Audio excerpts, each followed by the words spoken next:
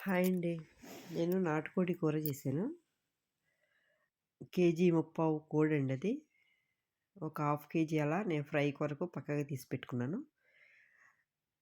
కోడిని మంచిగా నీట్‌గా కాల్చిన కోడండి ఇది. నీట్‌గా కడిగి పెట్టుకోవాలి.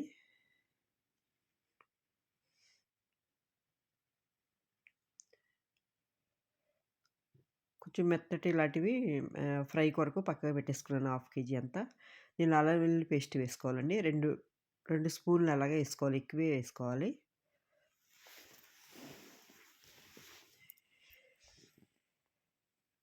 నాటుకోడి కూర టేస్ట్ అయితే చాలా బావుంటుందండి.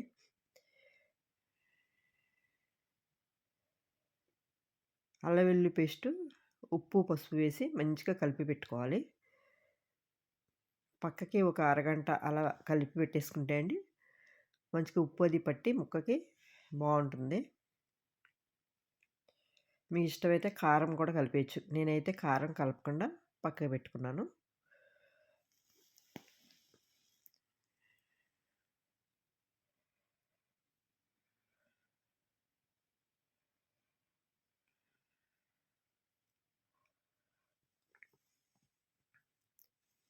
కోడి పెద్దగానే ఉన్నట్టుంది గానండి, లేత కోడే. చూసుకోవాలి మనం వండేటప్పుడు లేతదా, ముదురుదా అని. ముదురుదైతే విజిల్స్ ఎక్కువ వేయించుకోవాలండి. లేత కోడైతే ఎక్కువ విజిల్స్ వేయించేస్తే ముక్క మనకి ఇడిపోతుందనమాట. ముక్క ఉండదింకా. అందుకని చూసి ముక్క మెత్తగా మనకి తెలుస్తది. గట్టి ముక్క అయితే గట్టిగా ఉంటే ఎక్కువ విజిల్స్ వేయించుకోవాలి. ఇది లేతగానే ఉంది. ఇలా మంచిగా కలిపి పక్కకు పెట్టేసుకున్నాను. 2 ఉల్లిపాయలు సన్నగా కట్ చేసి పెట్టుకున్నానండి. కుక్కర్ పెట్టుకొని కుక్కర్‌లో ఒక 3 టేబుల్ స్పూన్లు, 4 టేబుల్ స్పూన్లైనా ఆయిల్ వేసుకోవాలి.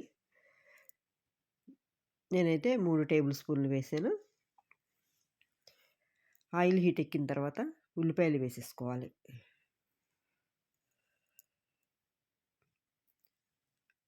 ఉల్లిపాయలు ఎప్పుడైనా బాగా మగ్గాలండి. బాగా మగ్గితేనే కూర బావుంటుంది. లేకపోతే ఉల్లిపాయలు మగ్గకపోతే కూర తీయగా వచ్చేస్తుంది.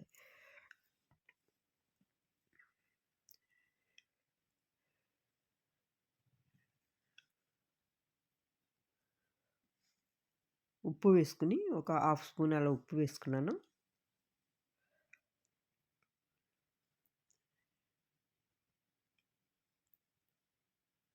ఎందుకంటే చికెన్ ముక్కల్లో కూడా నేను ఉప్పు వేసాను కాబట్టండి, చూసుకొని వేసుకోవాలి మనం.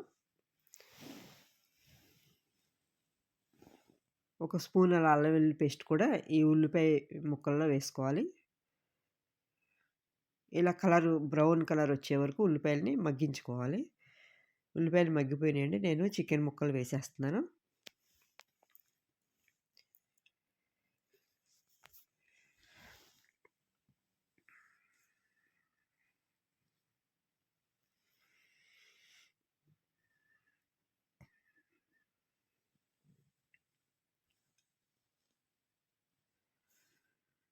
ముక్కలన్నీ వేసేసి మంచిగా కలపాలి ఉల్లిపాయ అది పట్టేటట్టు.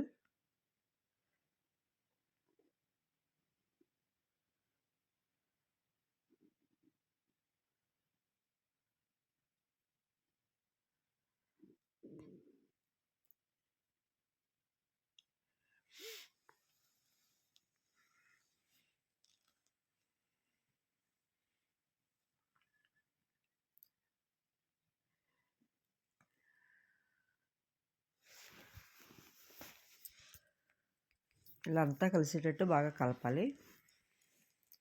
మసాలా తయారు చేసుకోవాలండి. 2 స్పూన్లు ధనియాలు, 1 స్పూన్ జీలకర్ర, ఒక 8 అలా లవంగాలు, 3 యాలకులు వేసాను. షాజీరా వేసానండి. ఒక పావు స్పూన్ అలాగా. పావు స్పూన్ కన్నా కొంచెం ఎక్కువ వేసాను. ఒక స్పూను గసగసాలు వేసాను. ఒక కొబ్బరి ముక్క సన్నగా కట్ చేసి వేసానండి. ఎండు కొబ్బరి. చెక్క వేసుకోవాలండి. చెక్క వేయటం నేను మర్చిపోయాను. ఒక అంగుళంన్నర ముక్కంతా చెక్క వేసుకోవాలి. దాల్చిన చెక్క.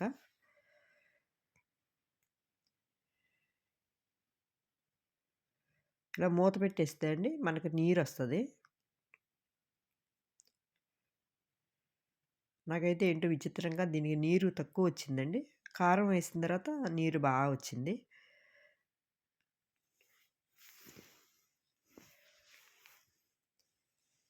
మనం తీసుకున్న చికెన్‌కి తగ్గట్టు కారం వేసుకోవాలండి. నేనైతే ఒక 3 స్పూన్లు వేశాను.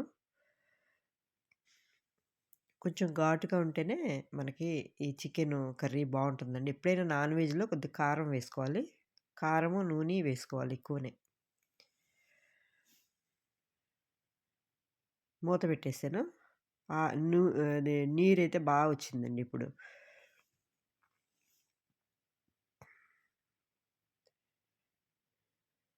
ఎప్పుడైనా ఇలా సిమ్‌లో పెట్టుకుంటేనే వాటర్ పైకొస్తుందండి. దీనిలో నేను మసాలా మిక్స్ చేసుకున్నది సగం పైననే వేసేసాను. మిగతా సగం పక్కకు పెట్టేయాలండి. లాస్ట్‌లో వేసుకుంటాను.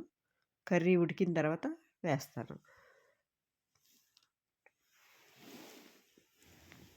మసాలా కూడా ఒకసారి కలిసేటట్టు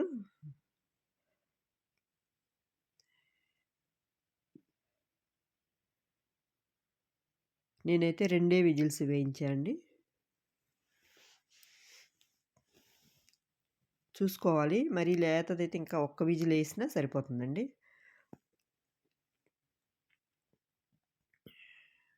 ప్రెషర్ ఆగిన తర్వాత విజిల్ తీసేసి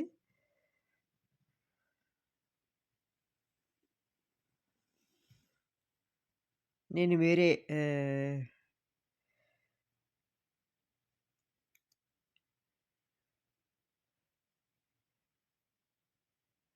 గిన్నెలోకి నేను ఇది కుక్కర్‌లో నాకు ఈజీ అనిపించట్లేదండి విజిలేసే వరకే.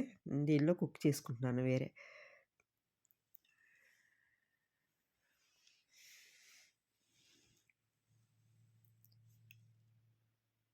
ముక్కలు తిప్పడానికి దానిలో కష్టమవుతుందండి కుక్కర్‌లో.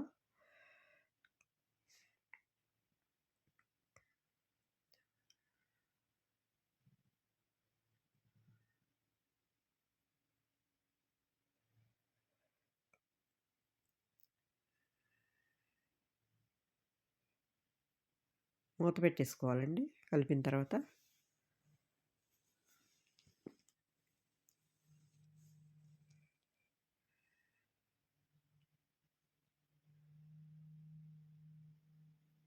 ఇప్పుడు మిగతా మసాలా కూడా వేసేసుకోవాలి.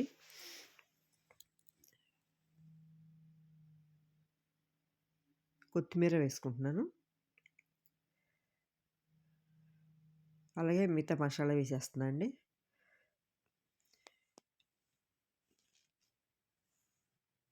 ఇలా చేసుకుంటే అండి టేస్ట్ అయితే చాలా బావుంటుంది.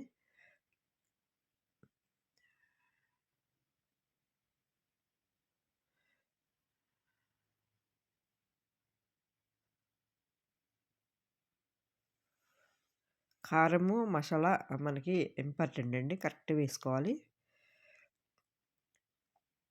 ఇదిగోండి ఆయిల్ ఇలా కొంచెం పైకొస్తుందనేటప్పటికి ఉడికిపోయినట్టండి. కొద్దిగా గ్రేవీ ఉండేటట్టు మనం స్టవ్ ఆఫ్ చేసేసుకొని దించేసుకోవాలండి.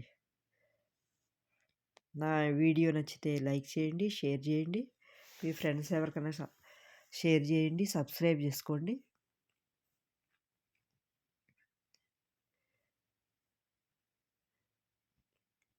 మీరు కూడా ఇలా ఒకసారి చేసుకొని చూడండి. Thank you.